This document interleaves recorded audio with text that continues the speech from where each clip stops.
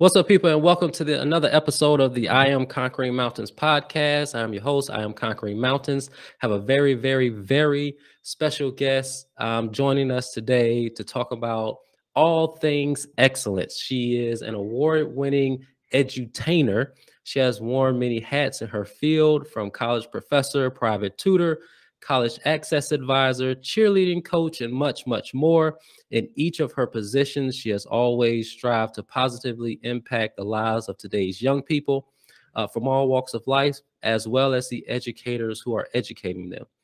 Parents describe her as their teen's life coach, while community leaders describe her as a real life example of what's possible. She is the ideal image for everything excellence. She has created a program called the Excellence Academy. She hosts a weekly live stream titled Excellence in Everything. And she is also a three-time author with her latest book, The Pursuit of Black Excellence for Teens. I want to introduce you all and welcome Miss Linnita Hosten. Awesome. Thank you so much for the introduction. Somebody has done their homework. I tried. I had to Google you a little bit. And I'll tell you how I actually came across you, across your profile. There's a guy by the name of Sonny Joyce, Mhm. or his actual name is Evan, I think, but his stage name is Sonny Joyce. Yeah. He and I were performing at the same open mic night Okay. early March. He performed first, and I performed my songs, and he and I connected. And the guy got some bars, man. Like Does. he definitely has some poetic skill sets there as well too. And he and I started following each other on social media, and he Okay. shared a post. I guess that I don't know if you had him as a guest speaker or not at the Black Yep. Teen Summit. I was Yep. like, oh, okay, let me check this out and see what this is about. And love Yep. the things that I saw on your page, and love the work that you're doing for today's young people. And Thank from you. educator to educator, I definitely appreciate everything that you're doing to help shape the lives of today's young people, because they certainly need it. Mhm. I'm a middle school counselor, and I've been in the educational field now for 11 years, served in various positions. But I've been a school counselor for the past 5 years at a Okay. middle school in Pasadena, and definitely can see how the work that you're doing will definitely impact the lives of today's young people for generations to come. I think the things that you teach them, and the things that and the deposit that you're making in their lives, is something that they'll live and carry on for the rest of their lives. As you mentioned, like, you're helping them to find their footing post high school. So I definitely appreciate all the things that you're doing for our young people as well too. Awesome. Awesome. Thank you. And thank you for your work that you're also doing. It takes a village. We're It just definitely does. small parts of Definitely the does. village. Absolutely. So how did you so one question that I have before we kind of dive into some of the things that you do, how in the world did you manage to work a full-time job and four part-time jobs? Well, when your back is up against the wall, you do what you have to do. Right. And there is no the thought of your mind that if you're able to do it, that never crosses your mind. You're in what I call survival mode. Right. And so I didn't have an option. That is how I Mhm. was able to work full time overnight. I worked overnight. Oh, I worked wow. for DC transit system. I would get Wow. off at either 2 a.m. or 4 a.m. Hmm. And I would go work part time. I had different roles for different days. So Okay. I taught 60-year-olds how to use an iPad twice a Okay. week. I was a college professor twice a week. I taught Okay. public communication courses. Wow. And then 3 times out of the week, I don't know how much week I got left, but 3 times Yeah. out of the week, I was a college access case manager in 3 local high schools in Prince George's County. Mm. And I was responsible for helping low-income students with their college application process. And I was hired by a nonprofit to do that. And so, Gotcha. yeah, when my back was up against the wall due to some financial decisions that I made, Hmm. and I had a very aggressive financial goal, Okay. those opportunities came and I took them all. Yeah. I took them all. Yeah, You probably have to be like the most organized person out there to I am. manage that type of schedule. I am. I am Yeah. so organized that it's probably to my detriment. A little too Yeah, organized, huh? very That's organized. cool. Like, did that weigh on you at all? Like, having to manage so many hats in a week's time? Because there's so many hours in a day. Yep. Oh, absolutely. There were mornings when I would wake up. So what got me going, what kept me going was I had a gym routine. A few of my Mm. coworkers at the time, we would, when we got off work at 2 a.m. or 4 a.m., we would go to the gym for 2 hours. I was Okay. running off that adrenaline. So Wow. I'd come home, cook breakfast, lay down for maybe about 60 minutes or so, and then Mhm. my day would start. There were some days where I did not want to get up. Yeah, I didn't. I I was can imagine. angry at myself for the decisions that I made that allowed me to Mhm. incur that much debt that I was like forced to pay. I was in a financial bind. And Mhm. it also put me in a state of depression. Really? It did not feel good. It felt insurmountable. Yeah. It just I couldn't even see the end. It boggles my mind now. How, like you said, how was I able to do Right. that when I think about it? Yeah. I would never wish that on anybody. Mhm. Mm-mm. Yeah, I definitely can understand because sleep has well, I'm assuming that you probably didn't get much sleep during that time either. Right. Yep, for Um, 2.5 years. yeah. I mean, because 'cause I've worked 2 jobs before while going to grad school and worked a full-time job while doing a full-time internship, and, like, I would get, like, maybe 3 or 4 hours of sleep a night, and that did send me into, like, a state of depression because like, I'm annoyed, I'm irritated, I'm Yep. tired. How Yeah. did you, like, push through that? Yeah. Sleep deprivation does cause mild symptoms of depression. So I'm Mhm. glad that you noticed that. And I guess that's Yeah. the counselor in you that knew that. But how did I manage? I always say God always favored me, even in my Mhm. journey. Um, when I was so what got me into the financial bind was I was in a relationship with a guy. We had moved in together. We tied our finances. Mhm. And when we split, while we did have what they call a notarized promissory note, Okay. none of the financial arrangements that we made so that we could equally share the debt Mhm. were like followed through with. So I was stuck Mhm. with it. In addition to my own natural, like the own only my own stuff, Right, I right. encountered like two persons debt. Mm. It was $50,000 worth.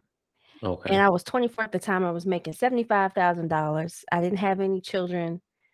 Um, I, I to be honest, if you were looking on the outside, you would say, "Oh, wow, you've been really set up for success. You got it going on." Yeah. Um, but I was struggling. I didn't have Right. any extra money. I couldn't even do things like get my hair done. That's crazy when I think about it. 24, $75,000. Why You're can't right. you? It should be the question. Yeah. That's how many bills I had.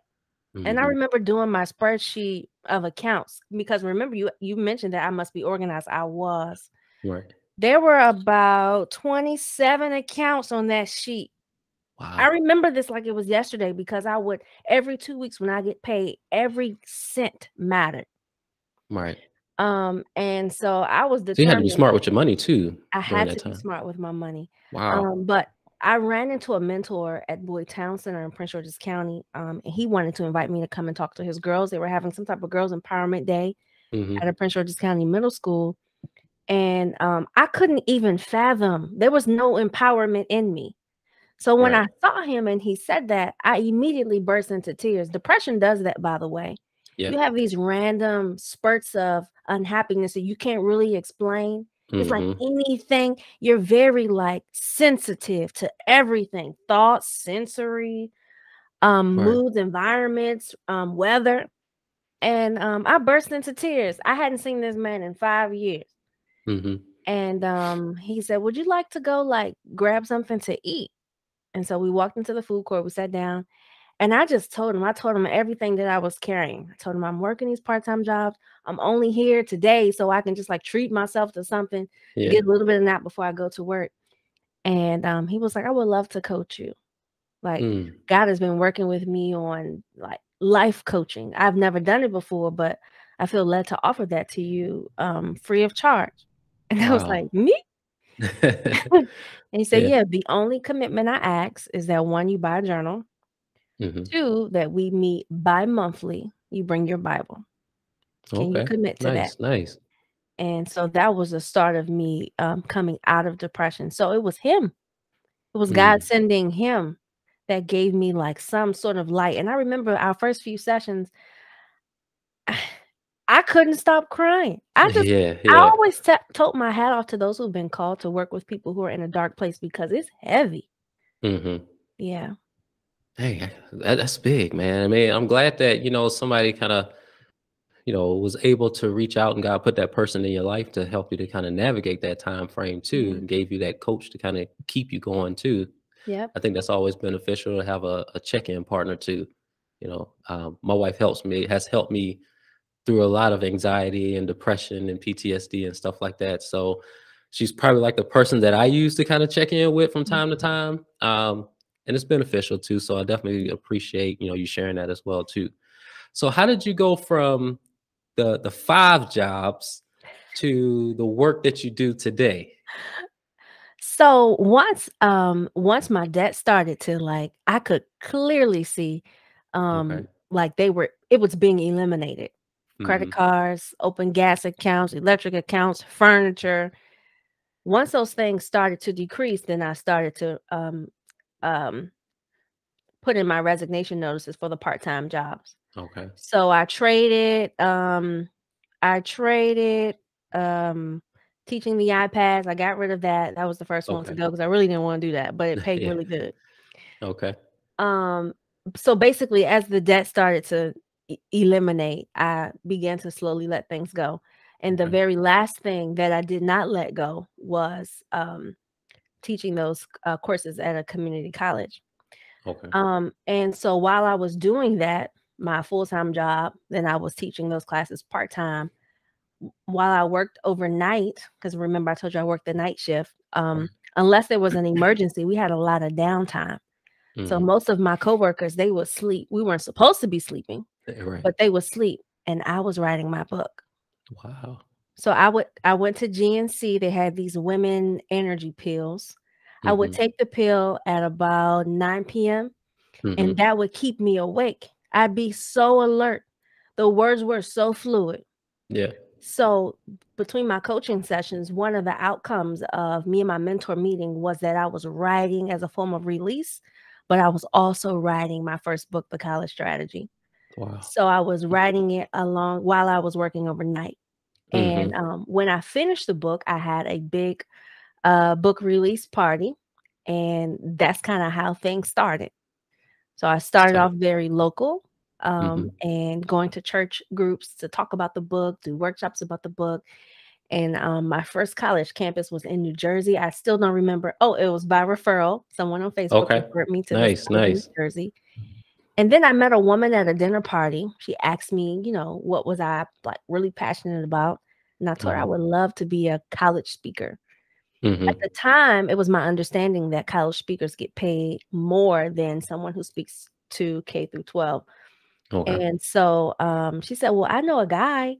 He only speaks, as a matter of fact, he only speaks 4 months out of the year. The rest of the year, he's home with Oh, his family. wow. I would love to introduce you to him. Mm. And I was like, okay. So she introduced me to the guy. She don't even know him. They're just Facebook friends. He told me that on the back end. He was like, I've never met her before. I just know she's on my Facebook. Yeah. So we connected on a call, and I was like really fascinated by Mhm. his goal to pay off his home. He said in 2 years our house will be paid off, Wow. and we're on a very aggressive payment plan, and all I do is speak. Mm. And so I was inspired by that conversation. At this point, I had let go of the college professor job. I finished writing the book, and I called him back and I said, "Can you coach me? I will be Mhm. willing to pay you $600 biweekly for you to just transfer the knowledge that you have so that I can apply like what you're doing." Mm. And Yeah. that's kind of how I got started. So eventually I got picked up by a college speakers agency, and that's Mhm. what gave me a national platform. So when I'm traveling to speak in front of audiences that do not look like me, likely that was a Mhm. partnership with the agency. Okay. And while doing that, so I was still working full time. I still Mhm. work full time. Most people don't know that, but I do. Um, I ended up leaving that place of employment where I wrote the book because the schedule was very rigid. And as Mhm. my travel gigs picked up, there were things I could not do. And so I transitioned into a more flexible form of employment while I was Mhm. still paying down that debt. So you're still paying the debt off while you're getting the gigs and stuff? Oh yeah, yeah. I Oh, was wow. literally building a business. Yeah. I've always been doing several things at one time. Hmm. I was paying down debt. I was building a business, Yeah. writing a book. Like all of it, all it's all happening at the same time. Right. Yeah. So, And go ahead. oh, sorry. Go ahead. I was gonna say, while I was traveling the country to meet different kinds of students, Hmm. they all had my same story when I was 22. I was graduating from college as a communications degree major, Hmm. and I had no idea what I was about to do with my Yeah. $50,000 degree. I had Hmm. buyer's remorse, I had anxiety, I had fear, I was confused, Hmm. and I was meeting students who felt like me. Yeah. And that was my opportunity to solve another problem, which is helping high school students prepare a post high school plan Right. so that in addition to them electing a major, they're very clear on what the end goal is. And Mhm. every piece of their college experience is strategic planning to reach that goal. No student should graduate with no idea with what's Right. next. Right. Yeah, I So, remember being in that position myself, graduating high right. school back in 2005. The only thing I knew I wanted to do was play college basketball. And Mhm. that took me into college. But when I got there, I'm like, okay, what do I do now? Yep. So I definitely wish that, I had somebody like you who could teach me those things that I needed to kind of figure out, then I may have graduated a year early, instead of a year. I went to school for 5 years Okay. um, to get my BA. But, if I had that knowledge of planning and things of that nature early on, definitely would have been beneficial. So when Yeah. you're talking to students, do you run into a lot of students that, don't have not just like the knowledge about college and financial aid? Because I've talked to some high school students before when I used to work at a high school, and they would always say, I don't want to go to college because, I'm gonna be in this thousands of dollars Mm, of debt, and they don't understand like about financial aid and scholarships and stuff like that. mm. But do you often run into students who will be like first generation college graduates? And what kind of advice do you give them? Yeah, I meet all kinds of students. I Mhm, meet the privileged students whose mhm, parents have been investing in them all this time. They have a clear understanding of what financial aid and scholarships are, mhm, and they're likely applying to very competitive schools. I meet those kinds. mhm. Then I meet some students who are emotionally and financially independent while they do live with their parents. Right. There is just a physical space that they occupy. They're their own Mhm, self advocate. They likely work full time. Some of them, mhm. which would be considered full time for a student. Right, right. And then I do meet first gen students who have the family support. Maybe they the family doesn't have financial means. I meet Mhm, all kinds. So yes, I meet all kinds, mhm. and my language for all of them is the same.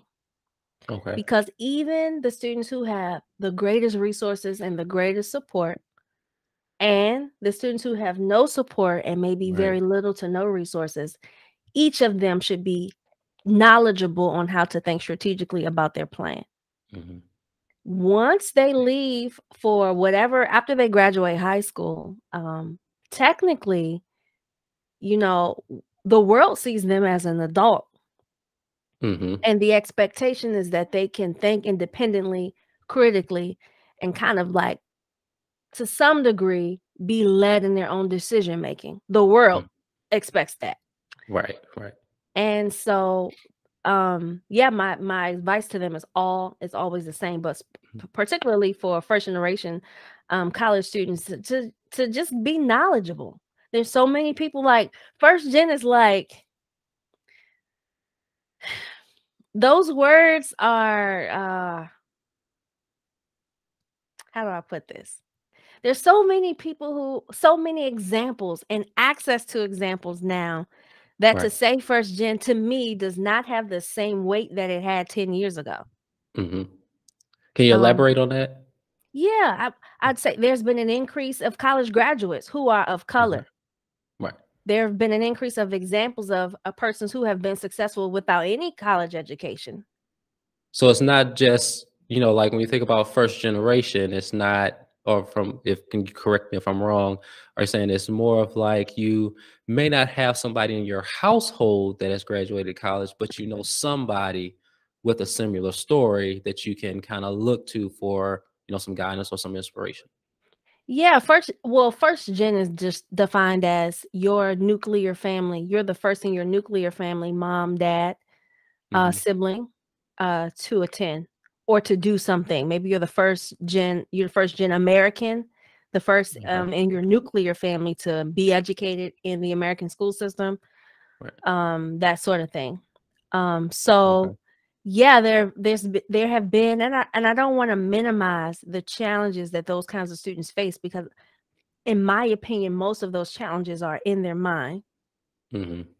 If you haven't seen if you haven't seen people that you are closely connected to do something, Right. and those people don't have the language to do what it is you're desiring to do, you already have like a delayed start in comparison to those who have been immersed in that kind of environment and language. Hmm.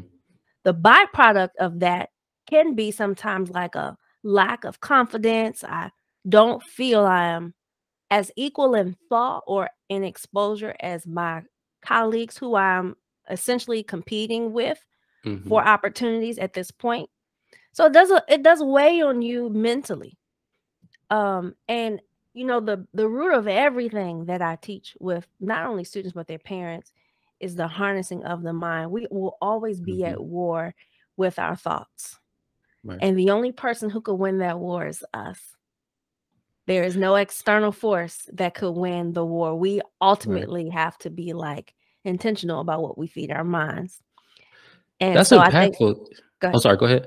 I was just going to say the commonality for any student, regardless of their situation, is Hmm. definitely them being conscientious about the thoughts that they're having, and then like practical ways for them to equip their mind so that they can be forward and progressive.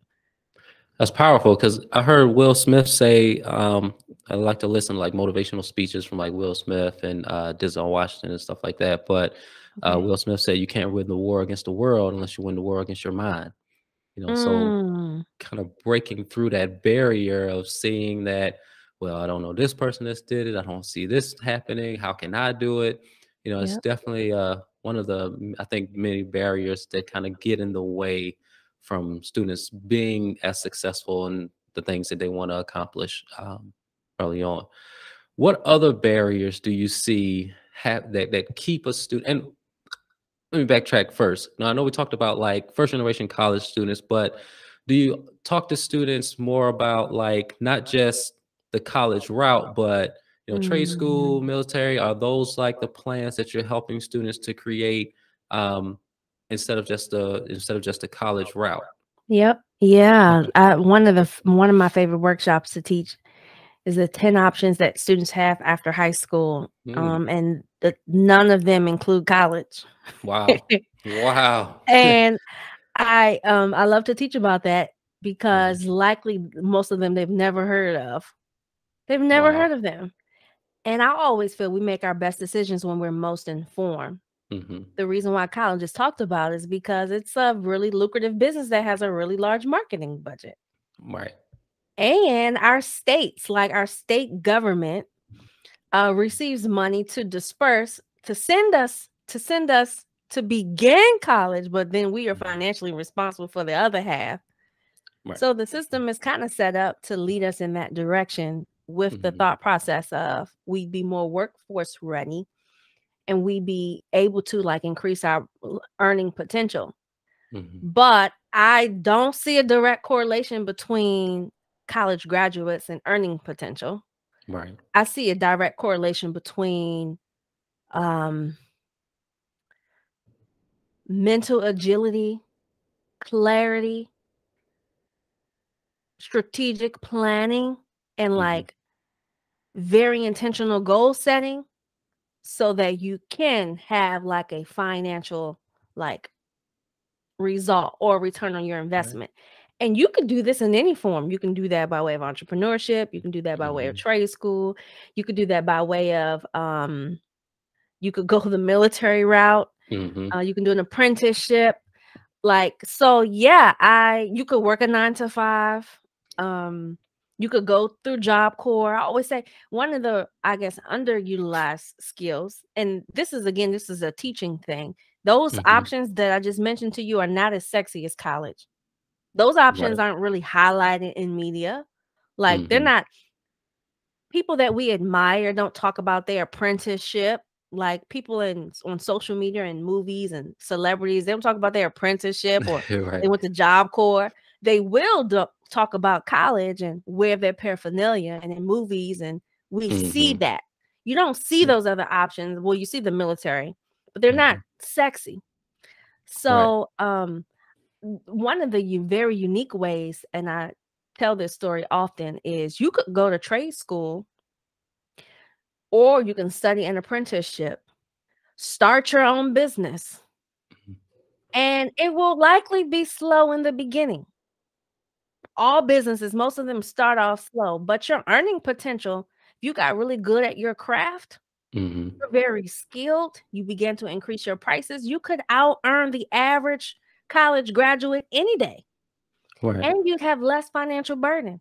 But that's like a mindset thing. And those are the Mhm. kinds of conversations that we'd have to have early before we get them to high school, where college counselors are not talking about apprenticeships and how you can start a Right. that's way outside of their scope of, like, that's not even in the curriculum.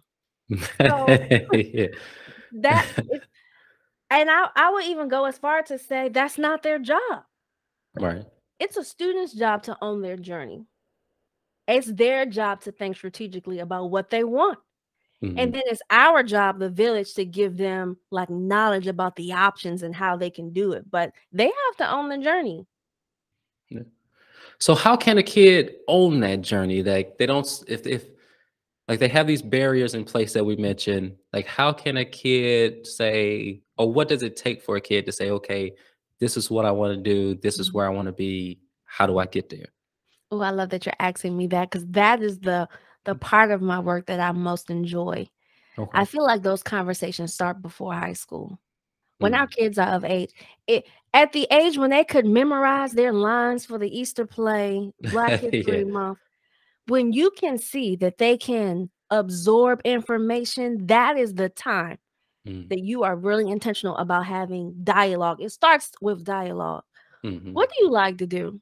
When you see them doing something, you see them doing something well, what is it Hmm. that you enjoy about that? Getting them to identify like their areas of interest. And Hmm. then as an advocate or the village or an ally, giving them opportunities to practice what it is that they enjoy. You see they're playing with horses, and I don't know, it was a whole kit of toys, but they picked up the horse. They always have the horse.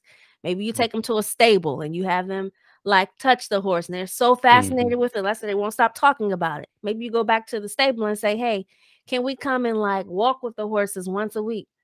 Maybe you ask as they get older, can they come and volunteer? Then you find that they're like fascinated with the health of the horse, and you Hmm. get to see their interests evolve over time. I always say children are a gift from the Lord, and it's our job Amen. not to tell them what they should do, what the economy says they should do. It's our job to nurture the Hmm. innate natural interest that they have, because that's what God placed inside of them. Right. We do that by exposing them very early. So again, having Mhm. conversations like, what do you like to do? When you see them Yeah. like doing things that they enjoy, even if it's something you disagree, you don't feel it would make any money, you Right. don't feel it's in alignment with who they are. That's so funny that as parents, we could develop those own opinions, right? Right. God Right. didn't tell us to do that. That is not in the instructions. That's So, good. like, That's yeah, that's powerful because I did a podcast last week with a guy from Annapolis. His name is Commissel Brown. He does like 3D art design, graphic art design. He's done like murals and stuff of like Breonna Taylor on basketball courts and things of that nature. amazing. He travels the world getting hired to do paint these murals and stuff.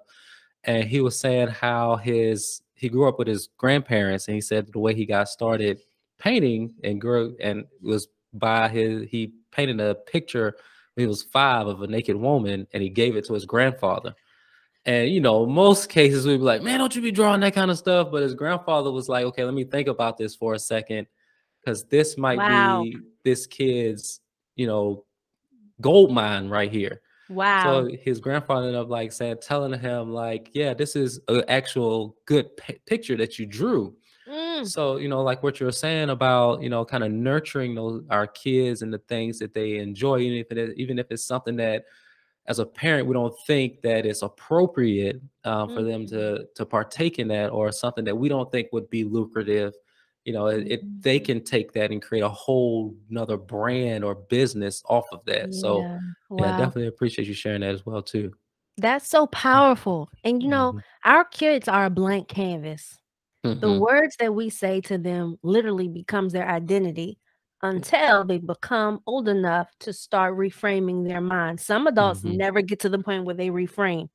They Mhm. still have all of the words that their parents have identified and labeled them as good. Mhm. Sometimes God bless you if it was good, but if it was not, Yeah. that's something they Right. still Right. struggle with. And so, like, affirming when you see something, like, you literally are lighting the flame or you're, Mhm. like, taking the flame away. Granddad could have easily said, "This is disturbing. Right, and Don't ripped it don't up. do that."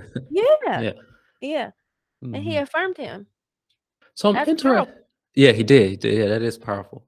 So I wonder what's your take on, like, because you help students like figure out how to create their plan, right?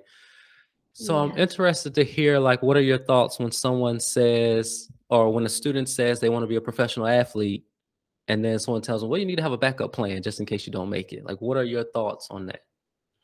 Yeah, I teach students the intersection of their interests, which Mm, means for every industry that you're interested in, there are almost a jillion ways in which you can skin that cat. okay. You mentioned you wanted to be a professional athlete. Likely that's what you see. But when you Hmm. strip away, not strip away, when you like unveil every other business organization, Hmm. every role that has to touch an athlete, is that the only interest that you have? Mm, Or is that the only one that you know? that's a good point. Most of the time, they'll say that's the only one I know. Great. Now we have some place and a starting point to do some research. And Hmm. in that, they may find they'll discover things they didn't know existed. And Hmm. that's the goal. We can only dream based off of what we've seen. So Right. the more we're clear about our children's interests, we can begin to like put them in environments so that they can see like under the rug, what other options are there? How else are Hmm. people making money from this thing? Yeah. Sports is a huge business and it's more than just playing it. Right. But you wouldn't know that unless someone like unveiled the rug. Mm. So that's our job to get them to see everything. That would be my first reaction. It wouldn't be have a backup plan. It would be, well, do you know how else you can make money in sports? And in Hmm. some instances, without the physical fatigue on your body, make Right. billions. Right. I Yeah, did a it could be guidance that deep. lesson for my middle school student, or often do a guidance lessons for my middle school students, and I showed them like the average amount of years that a professional athlete will spend playing that particular sport. I think like the NFL is like 3.5 years, the average player. NBA is a little more. MLB is the longest, I think. And I often talk to them about the plan A to their plan A. Like they have the plan A to get to the NBA or to the NFL, but if you're in that realm where you're now looking at, the end of your career, what's going to take you into the next Mm, phase of life? So we often yeah. talk about like, or I often talk to them about, okay, you have this plan A, go for it. But then on your way there, think about what you're going to do after you're done playing. Most players are going to play 20 years in the NBA. I pray that they are one of those players. I was at that Yeah. point where I wanted to be one of those players, you Okay. know, but all like you mentioned, like the wear and the tear on your body and things of that nature, what are you going to take? What's going to take you into the next phase of life? Even for like people who want to be like doctors or lawyers or educators like us, I'm thinking like, what am I going to do when I'm ready to retire? Am I going to want to Mm, go into another career phase, or I'm going to want mm. to do something else? So I think about, that aspect. But I'll definitely add to my repertoire, what you mentioned, what was it? The intersection. Intersection. Yep. How Okay. how else can you skin that cat? That's what I Right. usually say. How else can you Mhm. skin that cat? Nice. Mm. I definitely will add that in my next lesson with my students. Okay. Mm. And you wrote your latest book, The Pursuit of Black Excellence for Teens. What can people expect out of that book? Yeah, I wrote this book for the students who I also began to meet, as I Mhm. began to work with the younger demographics who are unable to answer the questions, I really don't know what I like. Mm. I don't know what I'm passionate about. I don't know what Mm. I do well. I meet a lot of students in that category. Mhm. And I feel like there was an opportunity for me to like help them with their self-discovery. Okay. And so the Pursuit of Black Excellence is broken down into 3 collections. The first one being self-excellence. And that's getting so clear about who you are, what you like, what you enjoy, what are your core values, what do you dislike, why? Mhm. What's the narrative that you have in your mind? What does your inner critic say about you? It's a very, I don't know if you've ever created something and you look back and say that Yeah. it's very self-excellence is my favorite collection, by the way, but it's Mm. very like it's powerful. And I Mhm. mean that unbiasedly. Right. Um, and these are activities that parents can do with their children or Mhm. organization leaders, coaches, people who are like really invested. Like, no, I want my young men or young women to be, I want them to be certain of self. You can do the Mhm. activities verbally. So that's the first collection. The second one is community excellence. Okay. And so once you get really clear about who you are, it's time to start exercising that. You can do Mhm. that easily in your community. You should always be practicing the thing that you enjoy. Hmm. My 3 C's that I teach, if I ain't talking about nothing else, Charles, I'm talking about Mhm. building the confidence of our kids, Okay. building the competence, which comes by way of practice. Okay. Yes, it's a repeated practice over time. You do that easily by volunteering, interning, and then building the competitive advantage that they have at every decision-making table. That's everything that I've ever do and will do is around those things. Mm. How And did you so come up with these things? Like, because that is like that helps me in my journey in entrepreneurship. So, like, mm, how did you get inspired to come up with those things? I know you were organized, mhm, but how did I you like think what it's inspired you? I think because that was my journey. Okay. I when I graduated college and I sat home for 6 months, I didn't have a job. I had a resume Mhm. full of experience. I had interned every summer. Mhm. And I was able to negotiate my first salary when I was Nice. 22. And the decision maker asked me, "What do we need to do to sway you in our direction?" And that Mhm. was in the middle of a recession. Mm. So it in hindsight, I was very competent. That's why they wanted me. Mhm. And I learned this. This is always the practice that I do after I'm hired. I wait till a few months, but I'll always Yeah. ask, out of all the candidates, why did you select me? Mhm. And what Ann said, she was my boss. She said, "You were the youngest candidate, to be honest, but there was something about you that was infectious. You were passionate about this work, and I could Mhm. tell you would be able to do it very well." Wow. She was speaking to my competence. Right. And so when I learned that and I wrote the college strategy, I said, I think there's some congruency between being so skilled that people Mhm. infectiously want you.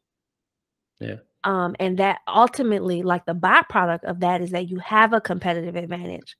Mhm. If you're working in your intersection, which is like, this is the area that I enjoy, and this is the industry that I desire, Mhm. most people are not that in tune to their interests.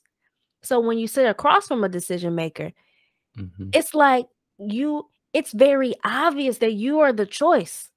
You mean to Right. tell me you like this industry? Eh? Right. So it's a no-brainer. But Yeah. the only way to get to the intersection is when you're young, you have this keen sense of awareness that you actually enjoy this thing. So Mhm. then as you age, it's your job to get competent enough so that when an opportunity arises, you can be competitive. So Mhm. it was my story that I kind of like. I don't know how God helped me with the 3 C's. I don't have no explanation for that. Yeah. But essentially it was my story. Yeah. Yeah. Man, that's powerful, man. Thank It, you. you're doing the things that I aspire to do. With helping teens to get on to a better, more productive life, to find their way, to find their passions, to Yeah. get competent in it as well too, to know the ins and outs of the fields that they're interested in. Yeah. So, I you're definitely on my list of people who are inspiring me. So I Oh, thank greatly you. appreciate you for taking this interview as well too.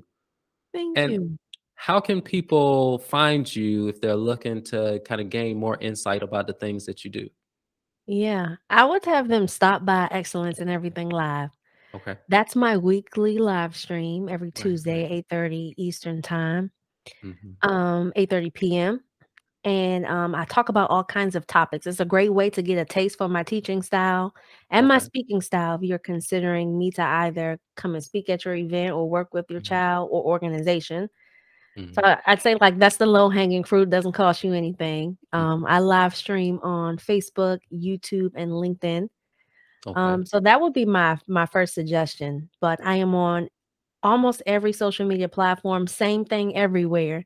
And Mhm. that's Linnita Hosten. And can you talk a little bit about the Excellence Brainery Yeah. and what can people can expect from that? Absolutely. So when I created the Excellence Academy, and Mhm. we've already ran 6 cohorts of students have run through that curriculum, Okay. and it dawned on me that eventually I won't be able to meet the demand. Mhm. If we continue to do the work very well, it will naturally grow. Mhm. And the goal is to duplicate me. So to hire other Wow. coaches, have them adept in the curriculum to teach it in their own way, not by way of a script. Mhm. And so in order to do that, we would need like a team of coaches. And Okay. so essentially, I created an educational firm with the goal. We're not there yet.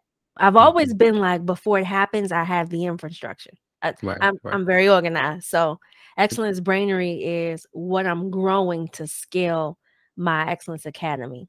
Ah, okay. My vision is that the Excellence Academy would be either we would be going into train organization leaders who work with youth groups Mhm. or teachers who want to adapt this kind of like curriculum. Mhm. I want to say that lightly because you have to do that by way of state legislation, but they want to adapt this kind of maybe community in their Okay. school.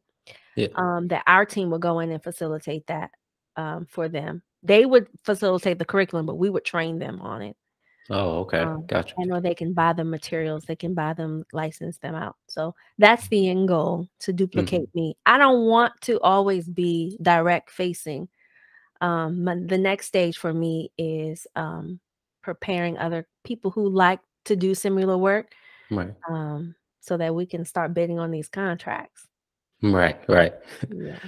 Well, thank you so much for joining me today on the I Am Conquering Mountains podcast. I will definitely link your website and also your social media accounts once I post the episode as well.